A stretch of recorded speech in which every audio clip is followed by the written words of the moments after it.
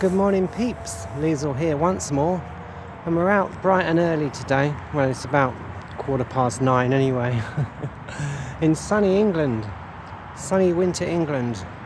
Yeah, and we're out to discover Mother Nature today. I do have a slight errand, which I will explain now. Yeah, basically I intend to build a small terrarium at home. If you don't know what a terrarium is, or you've never seen one, I'm sure most of us have, but I will show you later. But I'm actually on the hunt for some natural fauna and flora, if you like, some native plants to go into this terrarium. And being as it's going to be quite a small one, I thought I would come and gather some moss. Moss does grow quite prolific up here. As we are heading just into the local woodland where I live, in the southeast of England. You can see here the cycle track leading up to the woods. But I've spotted in the bramble some quite nice moss. So let's go and take a look.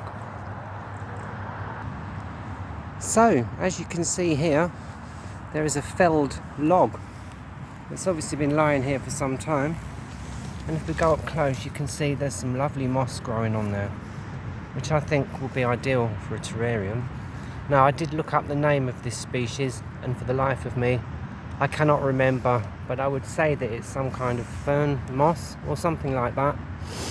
Now, moss, as I said, does grow quite prolific here, but it takes a long time to grow, and it is home to so many creatures. So, if you are doing this, I would say be mindful and only take what you need, as it does take a little while to replenish itself. As you can see, there's quite an abundance of it here. No tools required. I guess we could call this a build, even though it's not a gitty. You can hear the crows are excited. But so materials for the build costing us £0, £0, €0, whatever is your currency. And I'm sure wherever you are in the world, you can find indigenous plants that would suit your terrarium just lovely. So enough from me, and straight in. So if I just drop my phone a minute, and we will carry on. You can see there's bramble growing here. You've got to be very careful around bramble. Anyone who's grown up in the UK will know this if they've ever fallen into a bramble thicket. But anyway, I do digress. So less from me and straight on. So basically when taking the moss, I would say, and I'm no expert, I'm quite new to this, be very gentle, and as I say, just take what you need really. I've come out fairly early in the morning, where there's still quite a bit of dew on the grass, and you can see I have this old plastic box that used to contain springs for gitties, but is ideal for doing this. Says Liesl. Quality camera work as ever, but if we just have a little bit more, so it might be as well to wear gloves, but I find it's very hard to actually pick the stuff with gloves. Now that's plenty for what we need, so we just put that back there. This does contain very small ecosystems, but they will continue to thrive in the terrarium. So if we just close the lid, and then we'll head into the woods.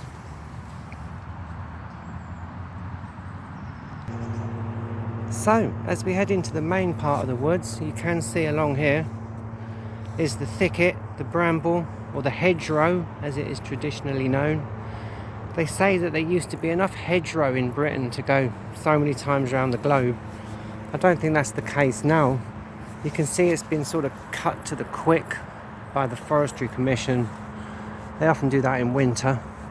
But that is interesting for us, because I think I found another species of moss. It's slightly different, and if you can see there, if I can get it in focus, which I'm not so sure, there it is. Now again, we don't want to take too much of it, But you see, it does grow quite prolific on the wood that's been cut back. If we just take a little piece like that and pop that in our box.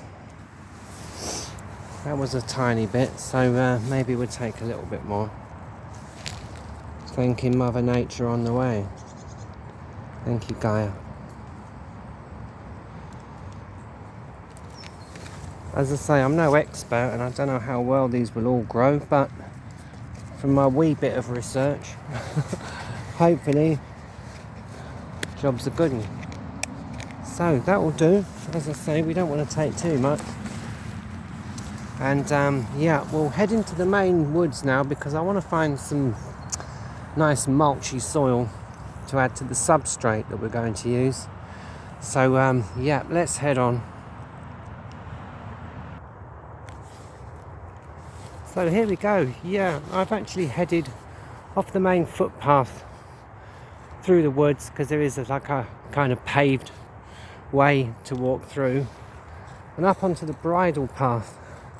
So these are the horse gallops, as you can see, because the soil here is quite churned up. So when we are on here, be mindful of horses and horse riders. Yeah, follow the country code, okay? But you'll see there is some quite mulchy soil now.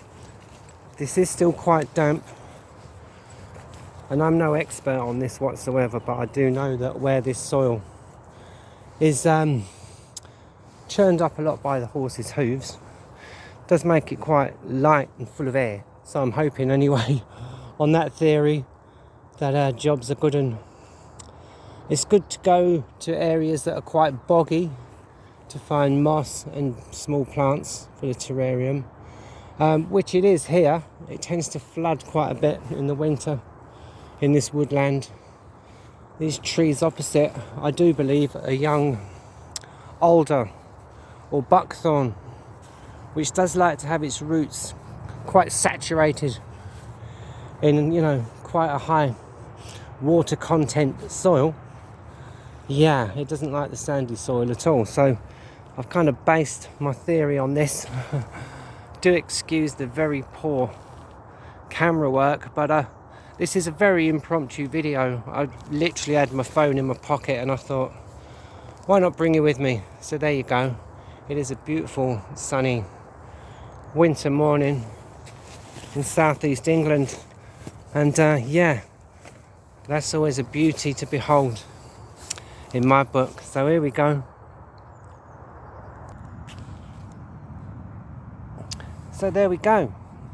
We do have some nice soil there, nice and mulched with lots of leaves, hopefully containing a lot of humus, or as I would say, being that I'm from more the southeast end of the country, humus.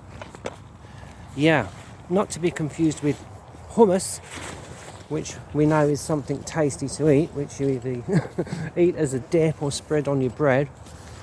Although I dare say if you left that outside it would become humus or hummus.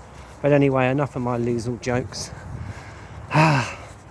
And on with the trek.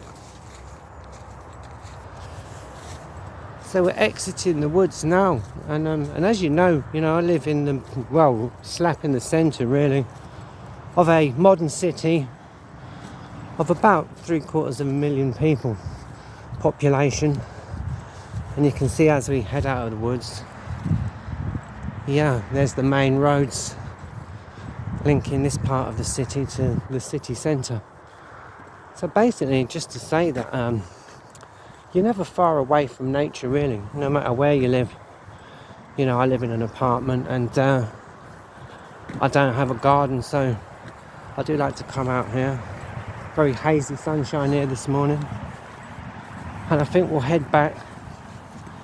Yeah, keeping my eye out actually for some like interesting twigs and bits, because they can basically help to make a pretty sort of decoration in our miniature terrarium, hopefully. I'm very new to this. I'm sure anyone watching who is skilled in making terrariums has probably spotted everything that I've done wrong. Hopefully nothing I shouldn't have done. But if you do, do put it in the comments. I mean, look at this. I won't take any more, but look at the moss growing on the side of this tree. You see, that gets plenty of sunlight. And look how beautiful that is. Just see. Nice moody shot with the sun coming through the trees. Look.